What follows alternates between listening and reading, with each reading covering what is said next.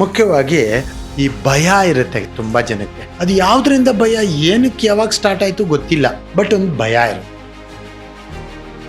ನಮಸ್ಕಾರ, ನಾನು ನಿಮ್ಮ ಅಮರ್ನಾಥ್ ದೇವರಾಜ್. ತುಂಬ ಕಡೆ ಅಘೋರಸ್ತ್ರ ಹೋಮ ಮಾಡಿಸ್ತಿದ್ದೀರಾ ಅಥವಾ ಮಾಡ್ತಾ ಇರ್ತಾರೆ ಅಥವಾ ಅದ್ರ ಬಗ್ಗೆ ಮಾತಾಡ್ತಾರೆ. ಅದರಿಂದ ಏನಾಗುತ್ತೆ?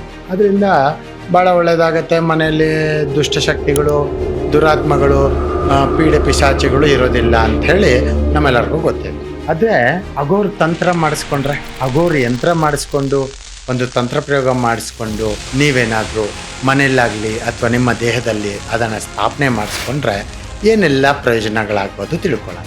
ಮುಖ್ಯವಾಗಿ ಈ ಭಯ ಇರುತ್ತೆ ತುಂಬ ಜನಕ್ಕೆ. ಅದು ಯಾವುದರಿಂದ ಭಯ, ಏನಕ್ಕೆ ಯಾವಾಗ ಸ್ಟಾರ್ಟ್ ಆಯಿತು ಗೊತ್ತಿಲ್ಲ, ಬಟ್ ಒಂದು ಭಯ ಇರುತ್ತೆ. ಆ ಭಯ ಕೊಡೋದು ಫಸ್ಟ್ ಆಫ್ ಆಲ್ ಅಘೋರ ಯಂತ್ರ, ಅಘೋರ ತಂತ್ರದಿಂದ.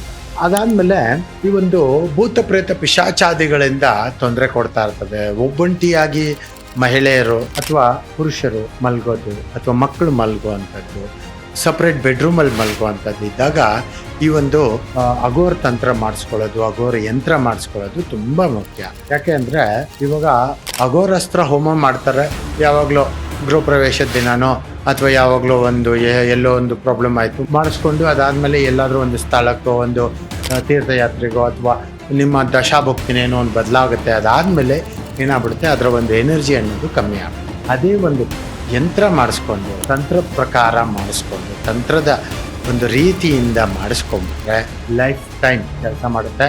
ಪವರ್ಫುಲ್ಲಾಗಿ ನನ್ನ ಕಡೆಯಿಂದ ಮಾಡಿಸ್ಕೊಳಂಗಿದ್ರೆ ಖಂಡಿತ ನಾನು ನಿಮಗಿದ್ದೀನಿ, ನಿಮ್ಮ ಗುರೂಜಿ.